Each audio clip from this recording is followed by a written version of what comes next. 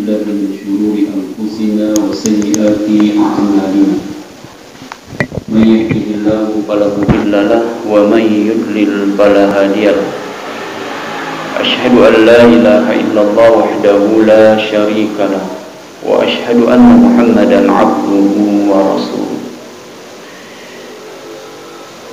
Ikhwah jamaah salat subuh yang dimuliakan oleh Allah, kembali kita lanjutkan kajian surah Al-Kahfi, dan pada kesempatan ini kita masuk pada ayat yang ke-22, masih lanjutan kisah pemuda Kahfi atau kisah yang pertama dalam surat ini. Allah Subhanahu wa taala berfirman, A'udzu billahi minasyaitonir rajim.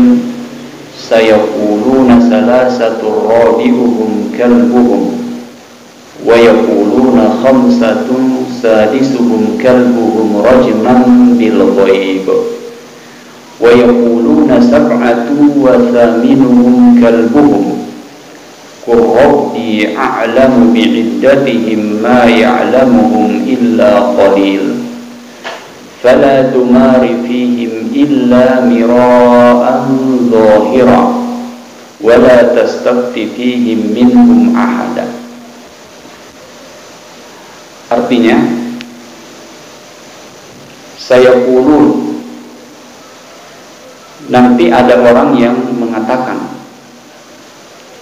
jumlah mereka ada 3 orang, salasa, ada 3 orang, yang keempat, ya, rabi'uhum, yang keempat dari mereka itu adalah anjingnya.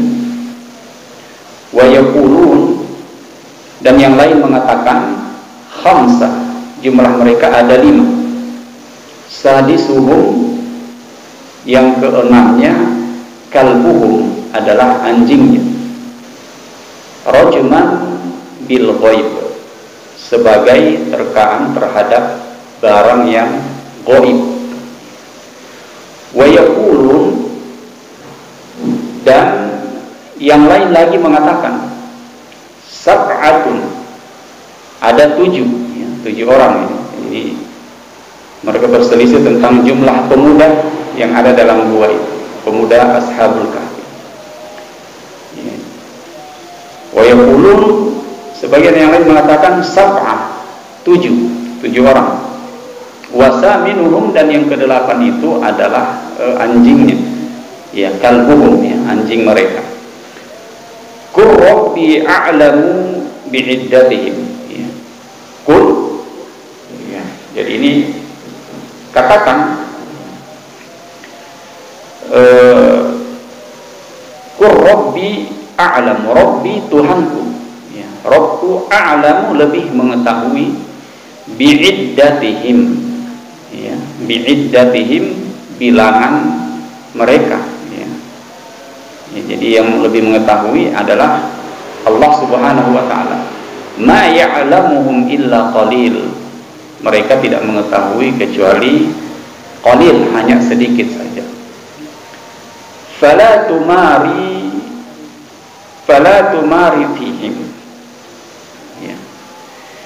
Karena itu, ya, fala, janganlah, tumari, ya, kamu wahai Muhammad, ya, jadi ini ayat akan turun kepada Nabi kita, Nabi Muhammad. Fala tumari, ya, karena itu jangan, ya, fala, maka jangan wahai Muhammad, tumari, bertengkar tentang hal itu, fihim, tentang hal mereka, ya, jangan bertentang, melakukan perdebatan, ya, pertentangan tentang mereka. Illa mira'a, illa, kecuali, ya, mira'a, pertentangan atau pertengkaran, zahira, yang lahir, yang nampak, ya. Wala tastafti, dan jangan kamu menanyakan, fihim, tentang mereka, ya, mereka ini adalah pemuda-pemuda itu, ya, minhum ahada, kepada seorang pun di antara mereka. Nah, ini ayat yang ke-20, terjemahan ayatnya. Kemudian apa perkataan para ulama ya, tentang ayat yang ke-20 ini? Sayaquluna salasatu rabi'uhum kalbuhum. Jadi orang yang pertama, jadi di ayat yang ke-22 ini ada perselisihan di antara orang-orang pada saat itu tentang jumlah pemuda yang ada dalam gua itu. Yang pertama, sayaquluna salasatu rabi'uhum kalbuhum, mereka mengatakan jumlahnya 3 dan yang keempat adalah anjingnya. Ya, jadi ada 3 orang, yang keempat adalah anjingnya. Ya, jadi mereka mengatakan bahwa ashabul kahfi itu berjumlah 3. Ada juga yang mengatakan 5 ya, lanjutan ayatnya 5 kemudian 7 ya. Intinya pada saat itu orang-orang berselisih ya. Dan ini perselisihan terjadi pada zaman Rasulullah Sallallahu Alaihi Wasallam dari kalangan ahlul kitab dan kaum muslimin ya, karena di zaman Rasulullah masih ada saja ahlul kitab yang beriman pada Nabi Isa dan Nabi Musa ya. Jadi mereka belum beriman kepada Rasulullah, sehingga terjadilah perselisihan ya, karena peristiwa Ashabul Kahfi ini juga ada dalam Alkitab sebelumnya, sehingga terjadi perselisihan ya, antara ahlul kitab dan kaum muslimin. Wa yaqulun, sebagian yang lain mengatakan ya, khamsah sadisuhum kalbuhum rajman bil ghaib, jumlahnya adalah 5 dan yang keenamnya adalah anjing ya. Jadi ini terkaan saja, prasangka ya, terhadap perkara-perkara yang ghaib ya, makanya di sini makna ar-rajmu rajman bil ghaib, berbicara terhadap sesuatu dengan landasan prasangka saja ya. Ar-rajmu bil ghaib, rajman bil ghaib ya. Prasangka, berbicara terhadap sesuatu dengan landasan prasangka ya. Atau terkadang juga ada yang berbicara terhadap sesuatu dengan landasan firasat yang benar ya. Firasat yang benar. Nah, siapa yang diberikan firasat yang benar? Para ulama ya. Para ulama ya. Semakin tinggi kealiman seseorang, maka semakin kuat firasatnya ya. Jadi ada namanya ilmu firasat ya. Dan ada pada setiap orang, tapi tergantung tingkat keimanannya. Semakin kuat keimanan seseorang, maka dia bisa menerka, bahkan bisa membaca ya, seseorang, bisa menilai seseorang. Oh, ini orang saleh, ini tidak saleh. Itu bisa dia lihat hanya sekedar melihat seseorang dengan menggunakan ilmu firasat ya.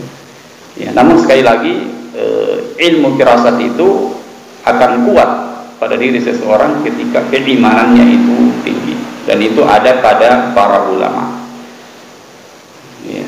Jadi sekedar melihat wajah dia bisa menyimpulkan, oh ini orang baik-baik, oh ini orang tidak baik.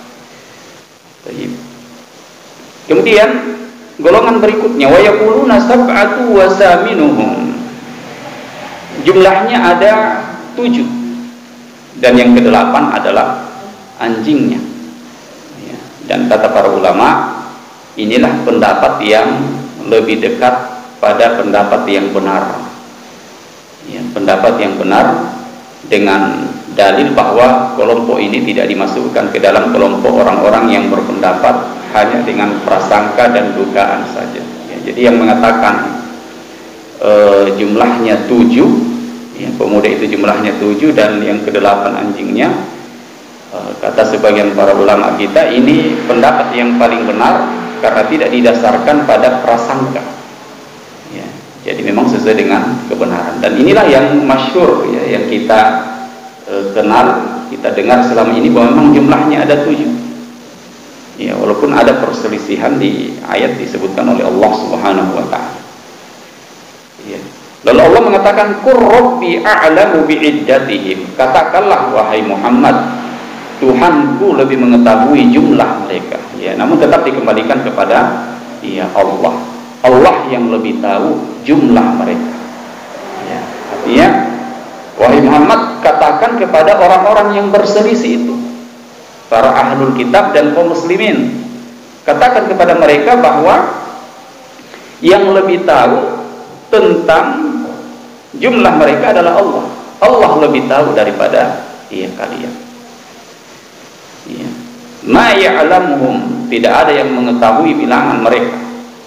Ya, tidak ada yang mengetahui bilangan mereka illa qalil, kecuali hanya sedikit. Ya. Berarti ada yang diberitahu bilangan mereka, jumlah pemuda tersebut, tapi sedikit. Nah, disitulah para ulama berusaha untuk menafsirkan siapa yang paling benar, berapa jumlah. Fala tumari fihim, karena itu janganlah kamu bertengkar dengan hal mereka. Ya, artinya berdebat tentang persoalan ini, tidak perlu diperdebatkan. Illa mira'an zahira, kecuali pertengkaran pada hal-hal yang tampak saja. Ya. Artinya jangan larut-larut dalam perdebatan itu. Ya. Kecuali hanya menceritakan tentang kisah mereka dengan apa yang diwahyukan saja. Ya, ini maksudnya zahira. Kita membicarakan mereka sesuai dengan apa yang diwahyukan saja. Ya. Yang ada wahyunya, ada dalilnya. Yang kita tidak tahu pengetahuan tentangnya, maka lebih baik diam. Ya, jadi ini juga kita bisa mengambil pelajaran bahwa sebelum seseorang berkata, berbuat, harus jelas dulu. Ya, apa dalilnya? Harus jelas ilmunya. Ya, fa'lam annahu la ilaha illallah. Ketahuilah. Ya, jadi berilmu dulu. Imam Bukhari mengatakan al-ilmu qabla al-qaul wal amal. Berilmu sebelum berkata dan beramal. Jadi semuanya harus didasari dengan ilmu. Kalau tidak ada pengetahuan terhadap sesuatu, maka lebih baik diam. Wala tastafti fihim minhum ahada, dan jangan kamu menanyakan tentang mereka, mereka pemuda-pemuda itu kepada seorang pun di antara mereka. Ya, dan kisah yang telah diceritakan oleh Allah Subhanahu wa taala sudah sangat jelas, sehingga tidak perlu lagi ada perdebatan. Al-Imam Al-Qurtubi rahimahullah menjelaskan dalam tafsirnya tentang wala tastafti fihim minhum ahada, dan jangan kamu menanyakan tentang mereka, yaitu pemuda-pemuda itu, kepada seorang pun di antara mereka. Tidak usah bertanya kepada mereka.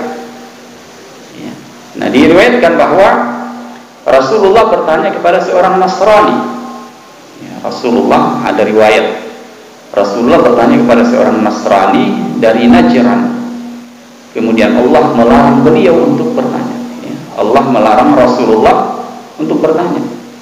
Ini menunjukkan dilarangnya mengambil satu hukum atau ilmu apapun dari ahli kitab.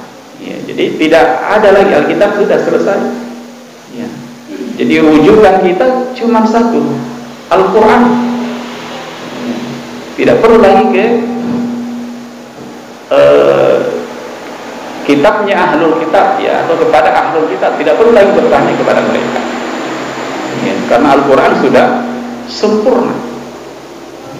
Syariat-syariat sebelumnya yang masih berlaku itu sudah dimasukkan ke dalam Al-Quran. Sudah ada semua di dalam Al-Quran. Makanya Allah melarang Rasulullah SAW untuk bertanya kepada mereka. Nah, ini ayat yang ke-22. Jadi pelajarannya di yang terakhir ini, wala tastafti minhum ahada, dan jangan kamu menanyakan kepada mereka tentang pemuda-pemuda itu adalah sebaiknya seseorang itu meminta fatwa atau meminta pendapat kepada ahlinya, ya, kepada ahlinya, dan jangan meminta pendapat kepada orang yang tidak ahli. Ya, misalnya kita ini ada persoalan yang kita tidak tahu, maka tanyakan kepada ahlinya. Dalam masalah agama tanyakan kepada para ulama. Fas'alu ahla dzikri in kuntum la ta'lamun. Bertanyalah kepada ahlu zikri. Siapa ahlu zikri? Al ulama, para ulama yang diberikan ilmu oleh Allah. In kuntum ta'lamun, jika kamu tidak mengetahui suatu persoalan. Dalam persoalan dunia pun juga, ingin bertanya terhadap masalah dunia, tanya kepada ahli. Ada masalah dalam persoalan otomotif misalnya, tanya kepada ahli yang memang sudah melalui proses pembelajaran yang panjang. Mau bertanya masalah bangunan, tanya kepada tukang insinyur, ya, yang ahli dalam masalah itu. Ya, jadi segala persoalan itu ditanyakan kepada ahlinya. Makanya di ayat ini Allah Subhanahu wa taala melarang kepada Rasulullah dan juga kepada semua umat manusia, terkhusus kaum muslimin, untuk bertanya kepada ahlul kitab tentang ashabul kahfi itu, karena Allah lebih tahu. Allah lebih tahu. Nah, ini ayat yang ke-20. Kemudian ayat 23. Wala taqulanna li syai'in inni fa'ilun dzalika qada. Dan jangan sekali-kali kamu, wahai Muhammad, ini ditujukan kepada Muhammad, mengatakan tentang sesuatu, sesungguhnya aku akan mengerjakan ini besok pagi. Ya, jadi jangan mengatakan saya akan mengerjakan ini besok pagi. Ya, jadi walaupun ayat ini ketika turun ditujukan kepada Nabi Muhammad, tapi juga berlaku kepada kita, ya, kepada seluruh umat manusia. Jangan sekali-kali mengatakan tentang sesuatu, sesungguhnya aku akan mengerjakan ini besok pagi. Nah, nanti kita sebutkan maknanya.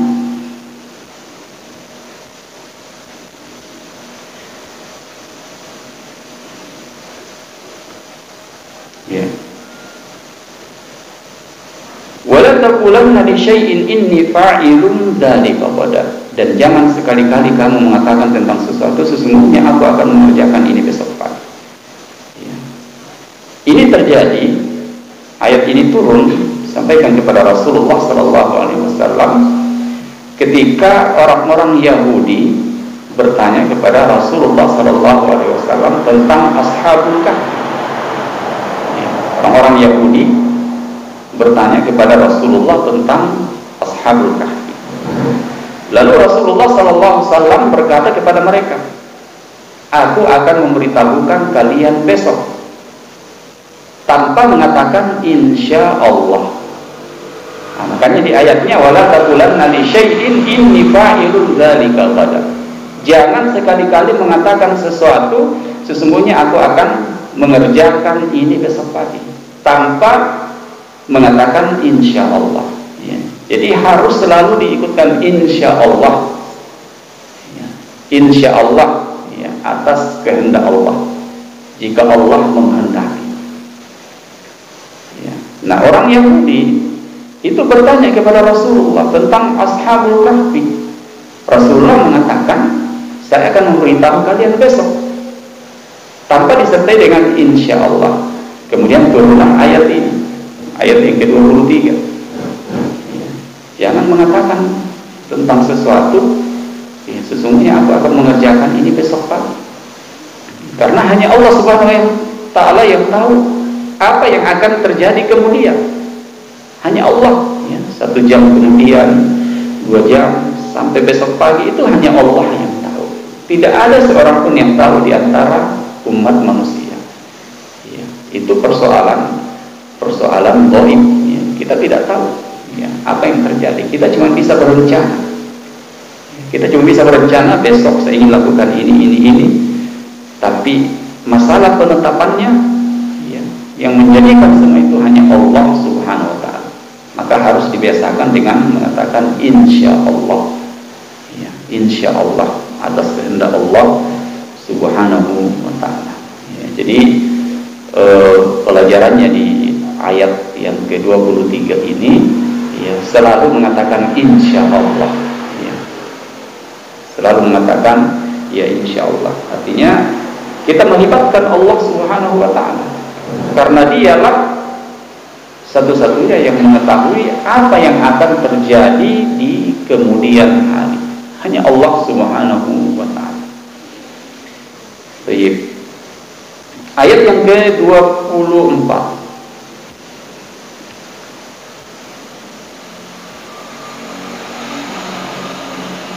Illa ayyasha Allah wazkur rabbaka idza nasita wa qul asa ayyahdiyani rabbi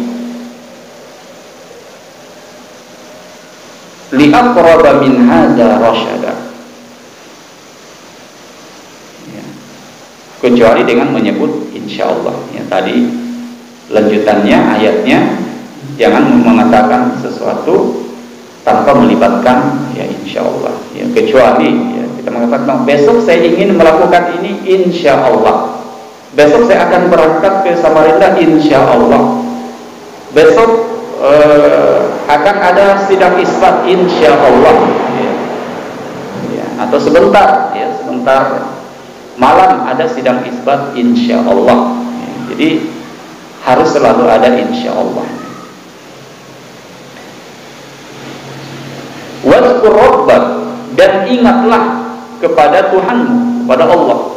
Iza nasita, iza jika nasita, ya, kamu lupa, waqul, dan katakanlah ayyahdiyani rabbi, mudah-mudahan Tuhanku akan memberikan petunjuk li aqraba, yang lebih dekat kebenarannya min hadza rasyada, daripada ini, ya. Mudah-mudahan Allah Subhanahu wa Ta'ala memberiku petunjuk kepada yang lebih dekat kebenarannya daripada yang ini, ya. Jadi ini diantara ayat, ya. Pelajaran yang pertama, ayat ini yang selalu dijadikan bahan renungan oleh para ulama ketika lupa sesuatu, ya. Ketika lupa sesuatu ingat ini, ya. Wazkur rabbaka iza nasita. Ya, jadi kalau kita lupa sesuatu langsung berzikir kepada Allah, karena yang membuat kita lupa itu adalah syaitan, ya. Kita lupa, ada yang kita lupa, ya, baik ayat Al-Quran, ya. Kita lupa, tiba-tiba lupa padahal sudah lancar, ya. Sudah diulang berkali-kali, tapi kalau tiba-tiba lupa, oh itu syaitan, ya, yang berusaha untuk terus mengganggu. Maka segera berzikir kepada Allah.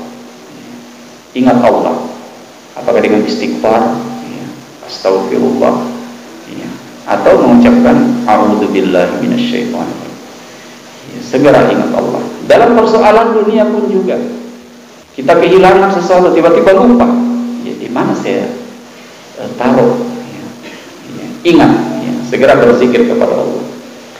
Ya, ini pelajaran yang lain, ya, yang disebutkan oleh para ulama.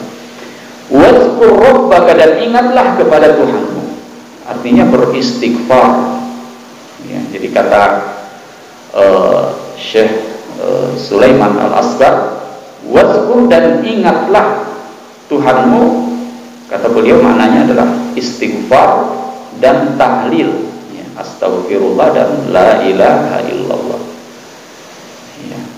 Jadi kalau kita lupa sesuatu, ucapkan saja ini, ya. Insya Allah dia akan kembali lagi, langsung ingat lagi, ya. Iza nasita, jika lupa, ya. Kemudian waqul asa ayyahdiyani rabbi li aqraba min hadza rasyada, dan katakanlah mudah-mudahan Tuhanku akan memberiku petunjuk kepada yang lebih dekat kebenarannya daripada ini, ya. Yakni semoga Allah Subhanahu wa taala memberiku ini, kata Nabi Muhammad, memberiku mukjizat ya, dan tanda yang menunjukkan kenabian ya, yang mendekatkan kepada petunjuk dan lebih kuat daripada kisah tentang Ashabul Kahfi ya, karena memang pada saat itu orang-orang Yahudi ya, Ahlul Kitab itu bertanya terus ya, karena memang cerita ini terjadi pada zaman mereka sebelumnya. Nah, ini ayat yang ke-24. Sekarang 25. Tinggal 2. Walabisu fi kahfihim salasami'ati sinina wazdadu tis'a. Nah, inilah lama mereka tinggal di gua itu. Dan mereka tinggal di gua 300 tahun ditambah 9 tahun lagi. 309. Nah, maka disinilah para ulama juga berbeda pendapat. Ada yang mengatakan 300 tahun, ada yang mengatakan 309. Iya. Nah, untuk selamatnya digabungkan. 300 tahun mengatakan 300 tahun itu kalau hitungannya Masehi. Ya, pakai perhitungan Masehi itu 300 tahun. Tapi kalau pakai perhitungan Hijriyah, tahun Hijriyah itu 309 tahun. Ya, 309 tahun mereka berada di dalam gua, ditidurkan oleh Allah, kemudian dibangunkan kembali. Ya, ini adalah salah satu tanda kebesaran Allah Subhanahu wa taala yang diperlihatkan kepada hamba-hambanya. Ya, tentu ketika ada peristiwa seperti ini, tujuannya supaya seseorang semakin mengagungkan, mengesahkan Allah Subhanahu wa taala ya, atas peristiwa-peristiwa yang disebutkan di dalam ya, Al-Qur'an. Kemudian yang terakhir, Qulillahu a'lamu bima labisu lahu ghaibus samawati wal ardh absir bihi wa asmi' ma lahum min dunihi min waliyyin wa la yusyriku fi hukmihi ahada. Qul, katakanlah, Allahu a'lamu, Allah lebih mengetahui, bima labisu, berapa lamanya mereka tinggal di gua. Ya, jadi kita terbiasa mengatakan Allahu a'lam. Ya, jadi ini juga diajarkan oleh Allah.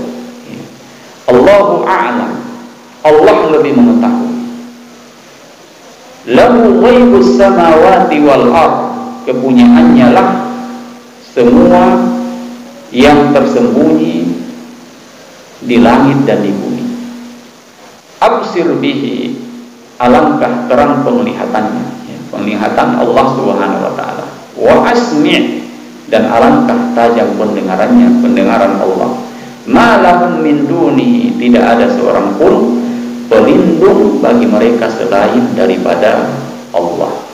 Min waliyyin wa la yusyrik fi hukmihi ahada, dan jangan menjadikan sekutu ya bagi Allah dalam menetapkan sesuatu. Nah, ikhwah yang dimuliakan oleh Allah Subhanahu wa taala, pada ayat yang ke-26 ini Allah Subhanahu wa taala mengatakan lahu ghaibun, atau sebelumnya tentang Allahu a'lamu bima labisu, Allah yang lebih tahu ya, Allah yang lebih tahu. Jadi segala sesuatu yang lebih tahu adalah Allah. Kalau kita tidak mengetahui tentang suatu persoalan, suatu perkara terkhusus dalam masalah ad-din ini, masalah agama, maka lebih baik kita mengatakan Allahu a'lam ya, Allah yang lebih mengetahui ya. Jangan menyampaikan sesuatu yang tidak diketahui. Ketika ditanyakan tentang suatu persoalan dalam masalah ad-din ini dan kita tidak tahu, maka jawab Allahu a'lam ya, atau Allahu wa rasuluhu a'lam, Allah dan Rasulnya lebih mengetahui.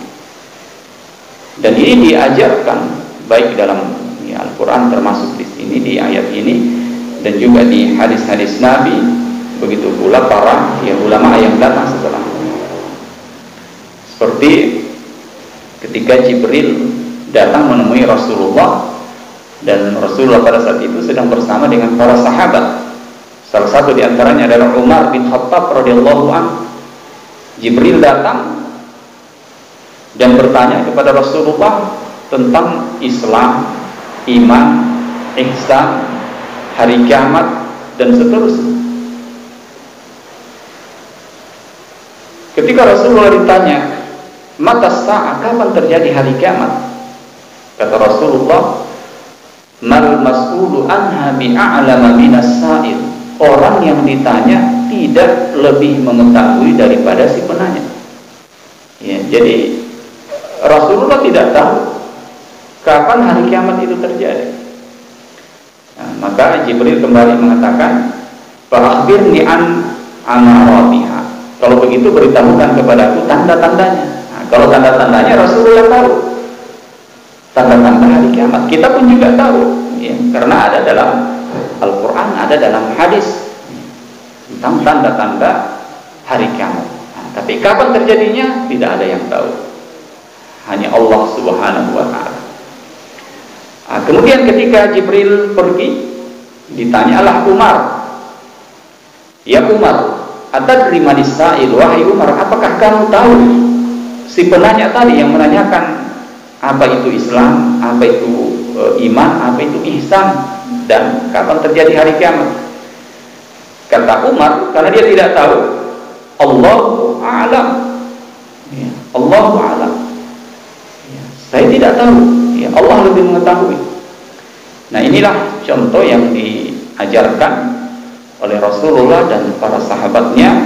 Ketika kita tidak mengetahui suatu persoalan, maka jawaban yang tepat adalah Allahu ya'lam.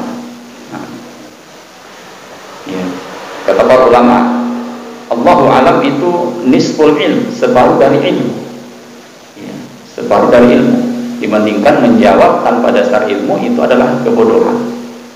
Ya, itu kebodohan. Ya, justru ketika ada yang ditanya terhadap persoalan dan dia berfatwa tanpa dasar ilmu, maka dia adalah melakukan suatu perbuatan sesat dan menyesatkan. Ya, kata dalam hadis itu, "Fadallu wa adallu." Dia sesat dan menyesatkan. Ya, kalau dia berfatwa tanpa dasar dia ilmu. Lahu ghaibus samawati wal ard. Kepunyaannya lah, kepunyaan Allah, semua yang tersembunyi di langit dan di bumi. Ya, jadi semua yang ada di langit dan di bumi ini hanya kepunyaan Allah, termasuk kejadian-kejadian yang terjadi di dalamnya. Ya. Termasuk kejadian-kejadian yang terjadi di dalam itu kepunyaan Allah. Absir bihi wa asmi. Alangkah terang penglihatan Allah dan alangkah tajam pendengaran. Ya, ini merupakan tanda bahwa Allah Subhanahu wa Ta'ala mengetahui segala sesuatu. Ya. Allah mendengar segala sesuatu, Allah melihat segala sesuatu. Ya. Dan tidak ada yang luput sedikit pun. Mulai dari hal yang paling kecil sampai yang paling besar, semuanya ditahu. Bahkan yang tersembunyi, ya, disembunyikan serapat-rapatnya pun Allah Subhanahu wa Ta'ala tahu. Ya. Tidak ada yang luput sedikit pun dari pengawasan, penglihatan Allah Subhanahu wa Ta'ala. Nah, ketika yang seperti ini, ya, kuat pemahaman kita, keyakinan kita, maka insya Allah kita akan berjalan di dunia ini dengan senantiasa melibatkan Allah Subhanahu wa Ta'ala. Karena kita yakin Allah melihat kita, kita yakin Allah mendengar kita, sehingga tidak berani untuk melakukan pelanggaran, tidak berani untuk meninggalkan kewajiban kepada Allah, karena Allah melihat. Ya. Banyak orang sembunyi-sembunyi tidak puasa di bulan Ramadan. Dia tidak, okelah tidak dilihat manusia, tapi dia tidak yakin kalau Allah melihatnya, makanya dia melakukannya. Ya. Bagi orang yang beriman, dia tidak lakukannya, karena dia yakin bahwa Allah Subhanahu wa Ta'ala melihat dia dimanapun ya dia berada. Ma lahu min dunihi min wali. Tidak ada seorang pelindung pun bagi mereka selain daripadanya. Ya, jadi tidak ada pelindung.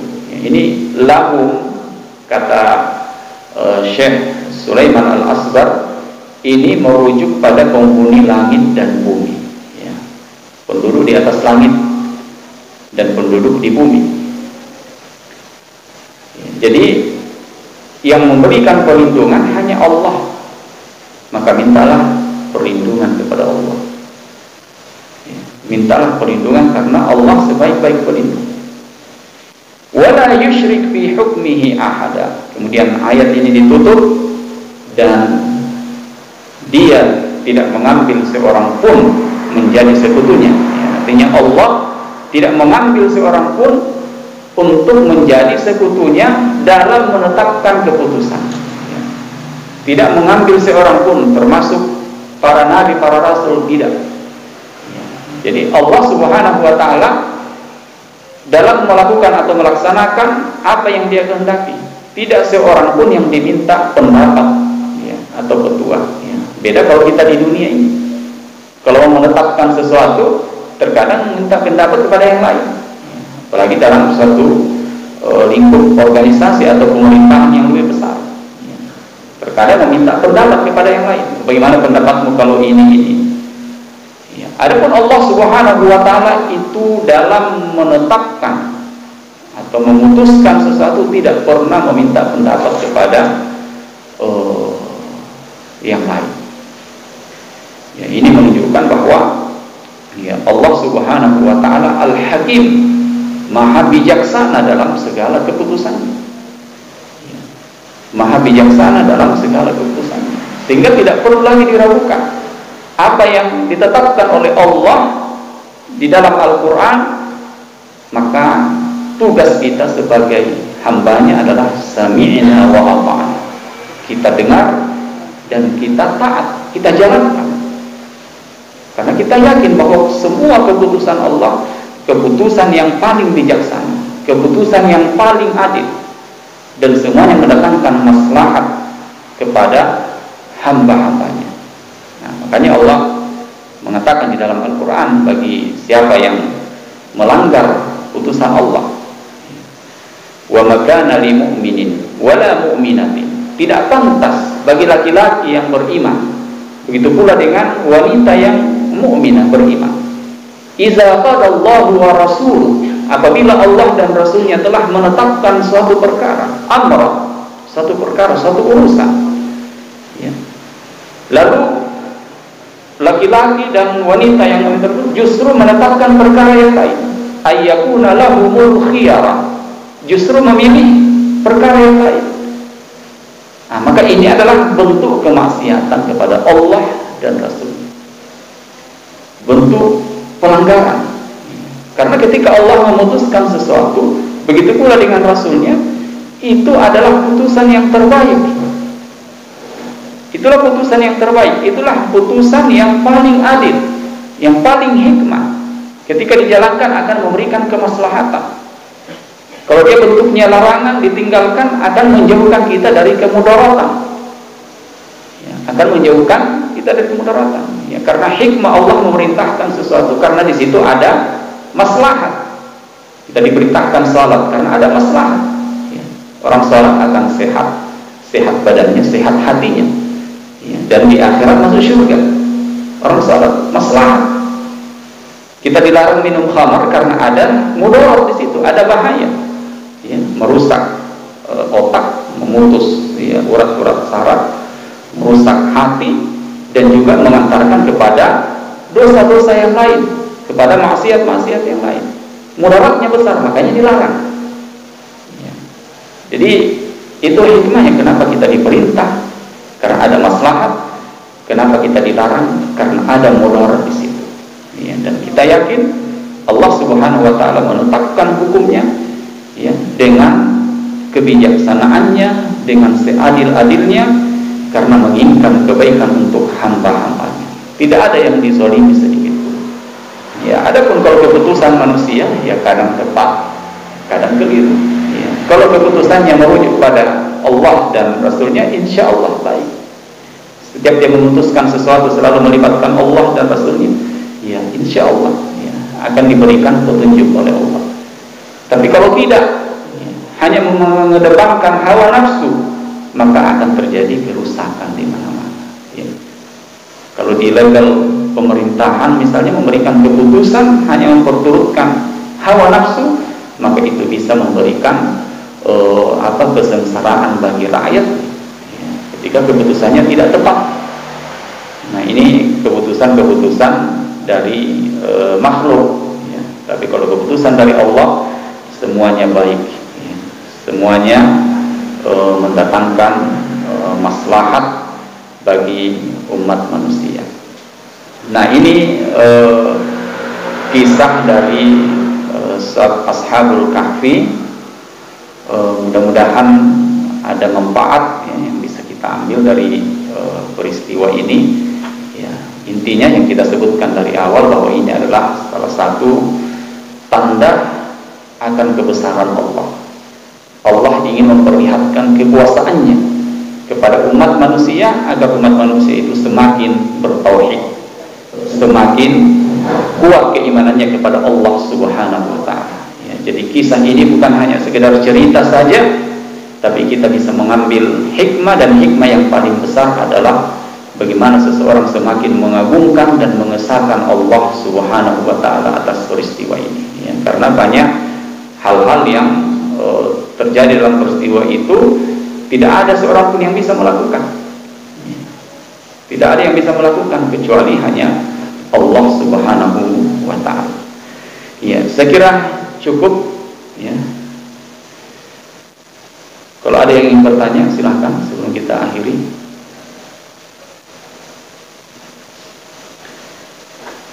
Kalau besok masih puasa kita, berarti sekali lagi kita kajian, mungkin kita cari tema yang lain ya, yang lebih relevan dengan keadaan kita, mungkin terkait dengan hal-hal yang terkait dengan Idul Fitri ya, walaupun tadi malam juga kita sudah sebutkan secara singkat ya, terlalu cepat ya tadi malam karena waktu ya. Besok kalau masih ada waktu, masih puasa, besok subuh bisa kita sampaikan ya di kajian subuh tentang hal-hal yang berkaitan dengan Idul Fitri, apa yang harus kita lakukan mulai dari persiapan sampai pelaksanaan sholat Idul Fitri. Ya, kalau tidak ada, kita cukupkan dengan membaca doa kafaratul majlis. Subhanakallahumma wa bihamdik, asyhadu an la ilaha illa anta, astaghfiruka wa atubu ilaik. Wassalamualaikum warahmatullahi wabarakatuh.